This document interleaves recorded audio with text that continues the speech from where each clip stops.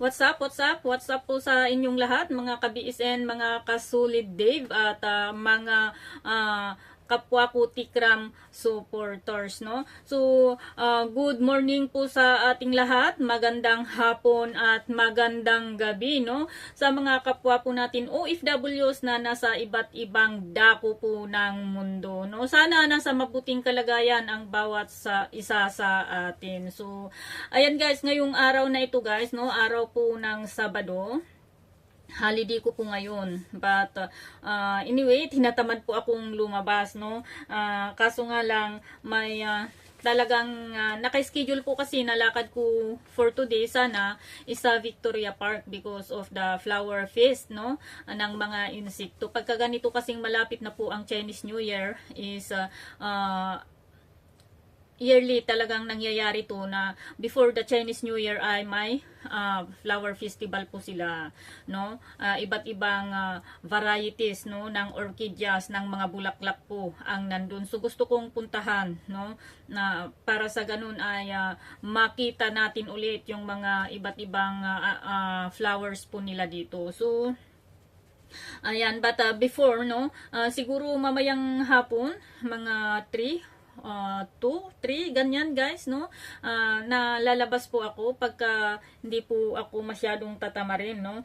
Kasi kaya po tayo walang live kagabi. Natapos po kami ng work po namin is magwawan na 12:45, no? Dahil nga rin po hinintay rin po namin yung mga flowers na binili ng mga amo namin. Nagbisita po kami pagkatapos po ng dinner po nila. Lumabas po sila at pumunta sa Victoria Park, no? Bumili ng orchideas and some of their anik-anik para po sa Chinese New Year po nila, no? So yun po ang inayos po namin kagabi kasi kanina umalis po sila. So ayan, sige, punta po tayo sa ating topic, no? Gusto ko lang pong pagtuunan po ng pansin, ibigay ang aking opinion at reaction, no, sa isang nabitawang comment ng Solid Dave supporters at Tikram supporters sa aking live stream nung isang araw, no, isang gabi, no. I have read a comment, no, or sabihin na natin na ito ang dahilan na nagpupuyos ng dugo po, no, ng mga taga Kalawakan, na sabi ng mga ibang supporters ng ating Kuya Dave, no. It was, I think the reason is the comment I read in our live stream the other night, no, na sinasabing baka daw kaya wala siya, no, or wala siyang live that night kasi nga po nasa ICU siya, no. So guys, may nangyari po kasing ganito sa aking comment section, no. Nabasa po, talagang binasa ko po yun, no, sa comment section natin, and hindi ko po alam kung kanino galing yun, no, hindi ko matandaan, but mayroon po talaga, no, hindi po namin kinakailayan, and alam po nila, no, alam po nila yan kasi sabi ko nga, pagka nagkakasabayan po kaming nagla-live, no, is hindi pa po natatapos yung live po namin, alam na po nila yung pinag-uusapan namin sa live. So may alipuris po siya, nag-i-screenshot or nakikinig po, no, ng mga sinasabi po namin, pero yung bad thing lamang, no, alam mo yung putol-putol yung pagbabalita niya para mahirap intindihin, no, yung sinasabi po namin. Hindi po niya kinukuha lahat yung dahilan at kung bakit po namin nasabi yung mga iyon para sana maliwanag, maintindihan yung pinagsusumbungan niya, no. Ganyan po ang ginagawa po nila. Kaya minsan is medyo naiirita ako. Kaso nga lang sabi ko ay bahala kayo sa buhay nyo. Basta kami wala kaming sinabing hindi maganda patungkol sa inyo, no. At ayan nga po guys, no. First of all, no, why or some, no, sa mga supporters ng ating Kuya Dave or the Solid Dave and Tikram supporters ay may mga bagay, no, na sinasabi against sa kanya and sa kanyang mga alipores, no. It is because inggit ba sila sa kanila or siguro I think, no, ang totoong dahilan po nito is dahil ayaw nila, no, sa pinagsasabi po nila sa kanilang live, sa kanyang live against, no, sabi ko, against, no, sa minsan nang naging bayani sa buhay ng ating Kuya Dave, no? No other than Tatay Ramil or Aka Tikram, no?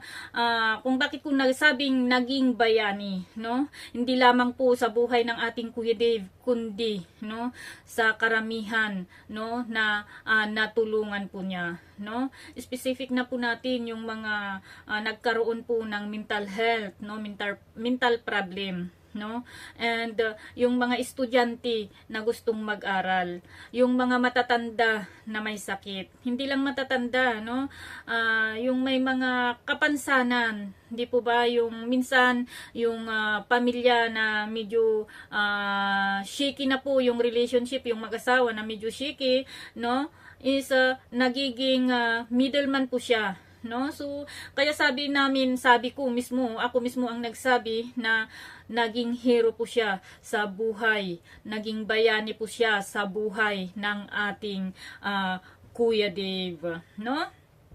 At saan po ba nag-umpisa or kanino po ba nanggaling ang mga chismis or marites patungkol kay Tikram, no, sa pira ni Dave or at sa iba pang mga bagay-bagay, no? Ito po ay sa live ni Manang, di ba? Sa mga alipuris niya, no? So sabi ko nga, ikaw man o hindi, ang pinanggalingan mismo ng fake news na mga iyan, malaking party ka, no, sa kasinungalingan na ipinapakalat nyo ng mga alipuris mo at ng iba pang nakarinig sa mga sinasabi or nakabasa sa comment section mo, no? Bakit kasi nungalingan, no? Dahil, no, no basis, no, wala pong pruweba na maipakita, no, sa mga pinagsasabi po nila, 'di ba? Bakit nasabi kong malaking party? It because it's your platform, no?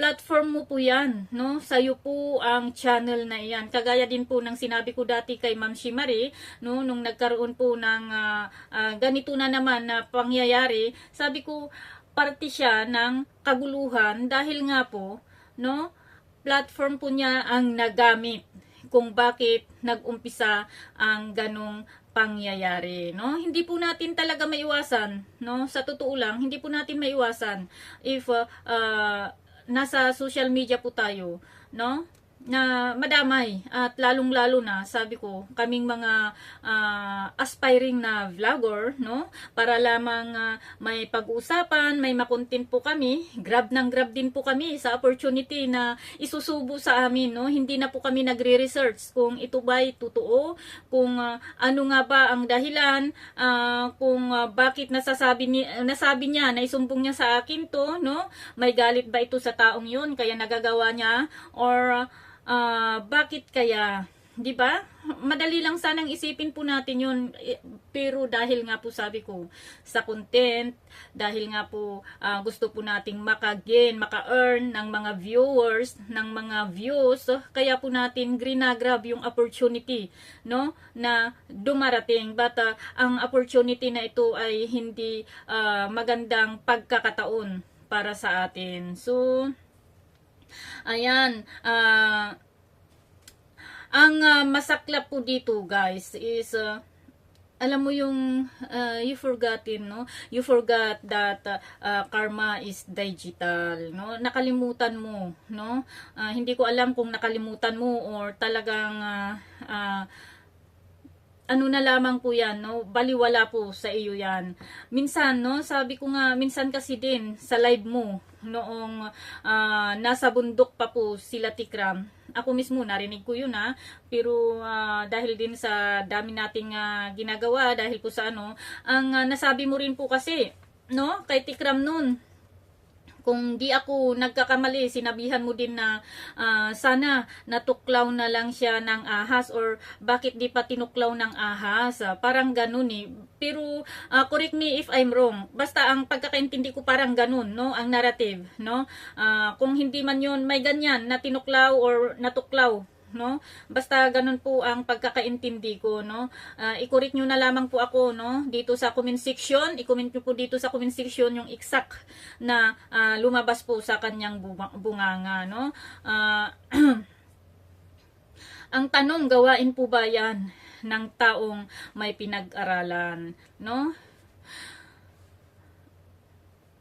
10 ng mga alipuris mo, kung manghusga po kasi kayo na ng tao, wagas, no? Kung mangutya po kayo ng taong against sa inyo, kala mo po perpekto po, no? Kayo, di ba?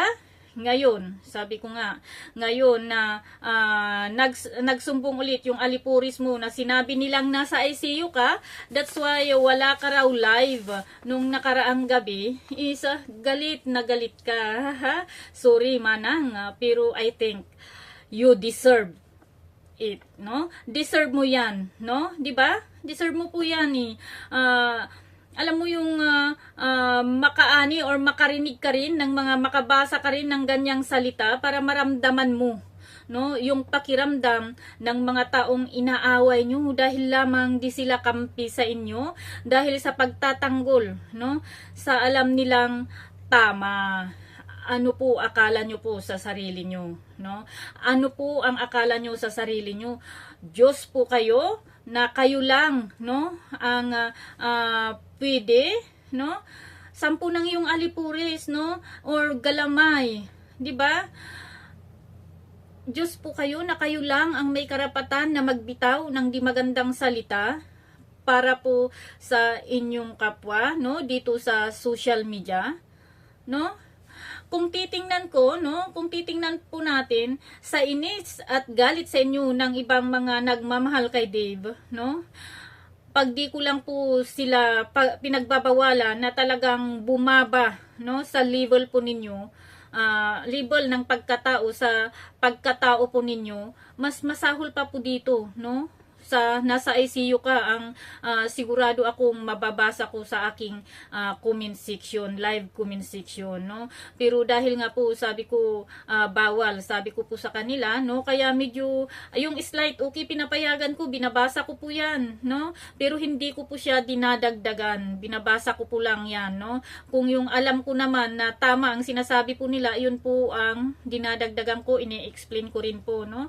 Kung hindi ko po yan pinagbabawalan na ko, mas malala pa po ang maririnig or mababasa mo.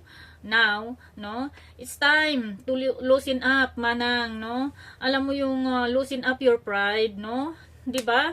Bawas-bawasan, no, ang kanigahan mo, 'di ba? Bawas-bawasan mo ang kanigahan mo at sabi ko nga, matuto po tayong linisan muna, punasan muna ang ating muta, ang ating mga mata, no, bago mata or muta ng iba, no. Linisin po muna natin ang ating bakuran, 'di ba?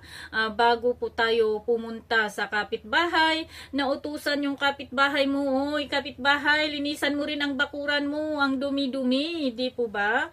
So alalahanin mo, no? Alalahanin po natin kung ano ang ginawa mo sa kapwa mo, ay ginawa mo na rin po sa Diyos yan. So, kaya nga po nagkaroon po tayo ng kasabihan na kaya may huwag mong gawin, no? Huwag mong gawin sa kapwa mo ang ayaw mong gawin din nila sa iyo, 'di ba?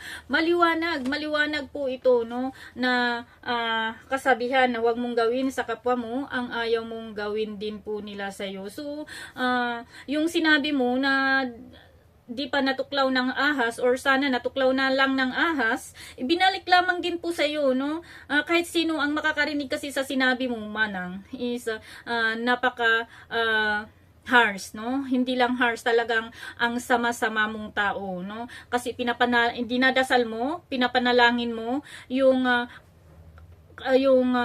di magandang mangyayari sa kapwa mong tao. Paano kung sabihin din po nila yan sa anak mo, sa magulang mo, na sana, no, sana yung anak niya tuklawin na lang ng ahas, sana yung magulang niya tuklawin na lang ng ahas.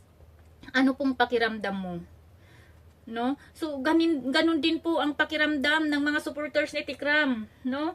Na nagmamahal sa ating Kuya Dave, no? So ngayon binalik po sa iyo yung salitang hindi maganda, no? Na kaya ka walang live ay dahil nasa ICU ka na. 'Di ba? Masakit. Masakit. Kaya sabi ko, karma is digital nowadays. Hindi natin maiiwasan kung may ginawa ka, no, sa kapwa mo. Lalo na, sabi ko nga, ang social media ang ginamit mo, no, asahan mo darating din ang karma sa'yo. So huwag mong dagdagan pa yung iba pang sinabi mo na di maganda, no, kasampu ng iyong alipuris sa mga naunang sinabi mo na, kasi alam mong mali po yun, no, na sabihin nyo na sana natuklaw na lang ganito ganon, no, tapos binalikan kayo, dinagdagan nyo pa ulit. Ano pong sinabi nyo? Kayo po ang magbibigay ng kabaong, may magdudunit ng kape, kung ano-ano pa dyan. Sana lang, no, sana lang wag po sa pamilya nyo mangyayari ang mga binibitawan nyong salita, no. Panalangin nyo po, no, na huwag sana, hindi sana sa pamilya nyo tatama ang mga binibitawan nyong salita para po sa inyong kapwa.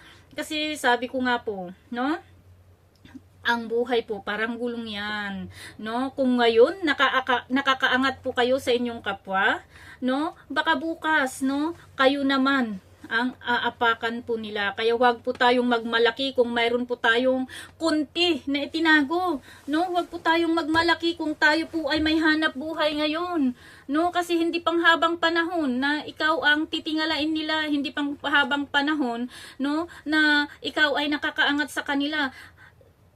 Alam nyo ba, no, alam nyo ba, sa totoo lamang, yung ginagawa nyo po ngayon, hindi po yan nakakaganda, no, hindi po yan nakakaganda. Kung ano lang po kaming tao, kung ako lang nasa Pilipinas, baka pupuntahan ko yung lugar nyo at tatanungin ko kung kilala nyo ba si ganito. Pero huwag po kayo, huwag po kayo. Sabi ko nga, may pagkakataon din po yan. Kung hindi man ako ang gagawa niyan, sigurado may ibang tao, no? Para makita natin ang buhay ng bawat isa sa atin. Kasi kung mag-comment po kayo sa social media, magbitaw po kayo ng di magandang salita sa social media, akala nyo naman napakayaman nyo, akala nyo naman hasindira kayo, akala nyo naman totoong nakapag-aral po kayo. Kung nakapag-aral po kayo, kagaya po ng iba dyan, no? Hindi po tayo katulong sa ibang bansa, no? Hindi po tayo katulong sa ibang bansa. Baka sasabihin nyo, kasi ito lang ang madaling ngayon mandami na pong opportunity, no, na hindi lamang katulong ang pwedeng pasukan. 'Di ba? Kung totoong mayaman po kayo sa Pilipinas, bakit nandito kayo kasama namin, nagtitiis, nangangatulong, 'di ba? Huwag niyo pong ipagmalaki na dahil nasa ibang bansa na po kayo ay may karapatan na po kayong mangutya, magbitaw ng di magagandang salita sa kapwa niyo, no? Kasi sabi ko nga, hindi po iisa ang araw, no? Kung may pinagdadaanan ka, may pinagdadaanan din po sila, no? At ang pwede lamang po, no, na manghusga sa atin ang ating Diyos, no. Ang Diyos nga, sabi ko nga, ang Diyos nga hindi pa niya hinusgahan si Tikram dahil darating ang time, no, darating ang oras para diyan sa bagay na yan. Binibigyan niya ang bawat tao, no, na makita kung saan po sila nagkamali, kung saan po sila nadapa, para itama po nila, no, para itama po nila yung pagkakamali na yan, no. Kaya din po ikaw binigyan ka ng choices, no, ng may sariling choices ng ating Diyos para ikaw ang mamili kung saan ka pupunta, 'di ba? Pero mas pinili mo po yung sabi ko nga gawain po ng kalaban, no, ng demonyo. Yung ginagawa mo pong ito, hindi po hindi po nakaka-premium, no? Nai-stress ka na dahil po sa sinasabi ng ibang tao sa iyo, dahil sa pangungutya mo nga sa taong gumagawa ng kabutihan sa kapwa. Kung titingnan mo, sino pong mas papaniniwalaan po nila, ikaw o si Tikram?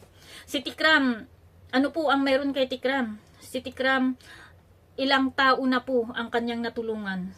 Si Tikram, andyan po ang mga taong pinag-aaral po niya, kinupkup po niya sa kanyang pamamahay, no, para lang maiwasan or maiangat po sila no, sa kahirapan. 'Di ba? Si Tikram, andyan yung mga taong nagkaroon ng mental issues, no? Yung mental health, depression, no? Na tinulungan niya para makapag-umpisang maipagamot, no? Na until now yung iba ay pinapagamot pa rin po niya, no? At yung iba naman ay okay na po sila, no? Stable na po yung kanilang pag-iisip, no? 'Di ba? 'Di ba totoo? Andiyan po yung mga shiki, no? Ang relationship na mag-asawa na nang dahil po sa pamamagitan ni Tikram or Tikram team ay nagkaayos po sila. 'Di ba? Naging inspirasyon po si Tikram ng karamihan. Para po sa ganun ay mag-abot. Sila po ng ating Kuya Dave ang naging inspirasyon ng mga totoong marunong magbigay ng pagmamahal sa taong nangangailangan, no? Natuto po kami na kahit papaano, no, sakto lang ang aming mga kita dito sa ibang bansa ay nakakasit aside po kami ng tulong, no, na ibibigay sa misyon ni Tatay Ram, no?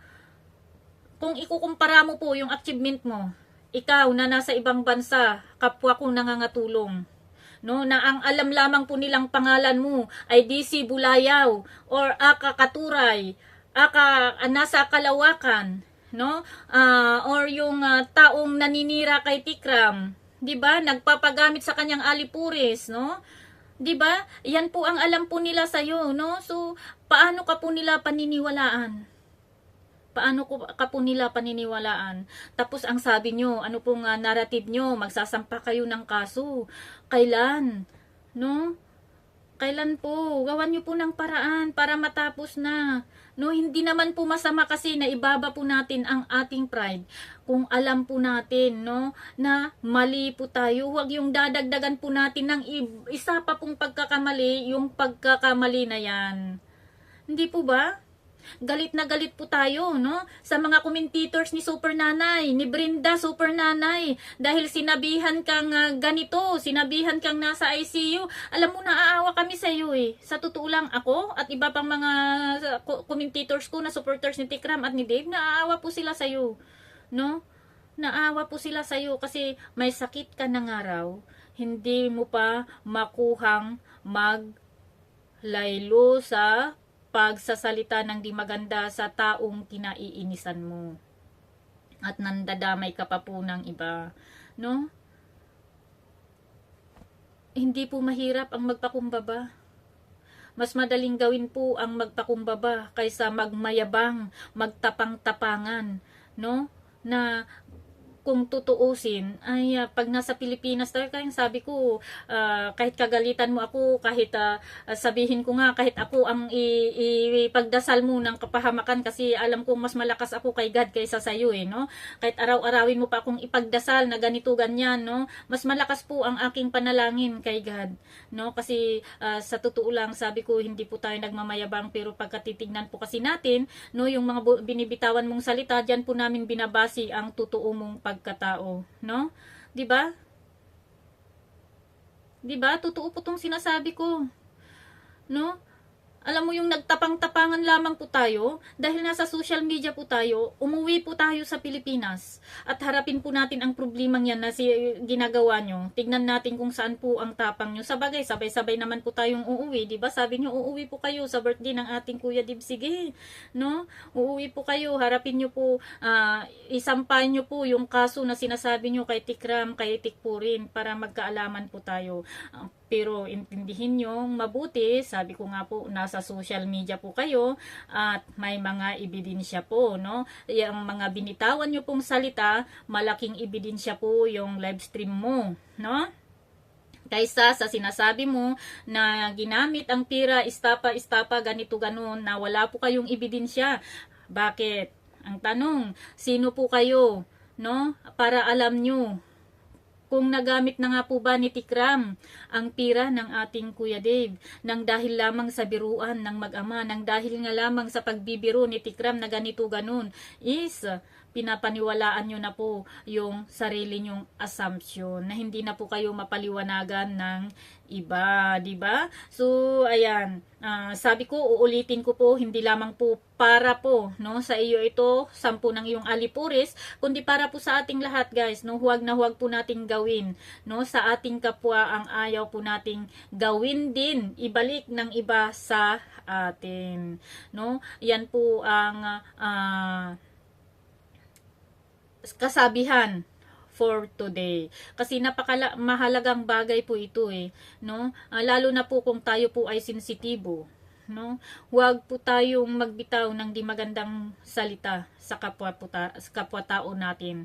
Kasi sabi ko nga ang social media ngayon ay napakalawak, no, ng sinasakupan po niya. No, hindi lamang po ako, ikaw ang nakakarinig sa ating sinasabi, kundi lahat, no, ng nakakapasok, lahat ng nakakabasa sa iyong comment section, sa iyong live stream, di ba? Kaya mag-ingat-ingat po tayo, no? Mag-ingat-ingat po tayo, bigyan po natin ng konting kahihiyan ang ating mga sarili, at bago po tayo mag-comment din, no, sa mga commentators namin diyan, bago po tayo mag-comment, pag-isipan nating mabuti kung ito ba'y makakasama sa akin or makakasama sa kanila, no? Para sa ganun ay maiwasan, no? Baka balikan ka sinabihan ka nga, ay si Super Nanay, kaya walang live, nasa ICU yan, no?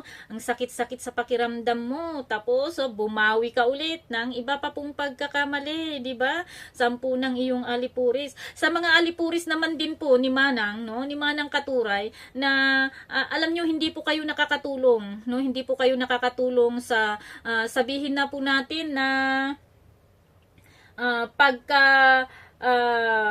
pagkaayos po ng kanyang kaisipan, no? Wala akong sinabi na may sakit siya. Pero dahil nga po sa sinasabi niya sa kanyang live na pangungot siya pag kung ano-ano pong sinasabi niya sa atin, sa ibang commentators, lalong-lalo na po kay Tikram, is iisipin mo na anong nangyayari dito? Ba't hindi man lang nito pag-iisipan ang kanyang binibitawang salita sa kanyang mga live, di ba?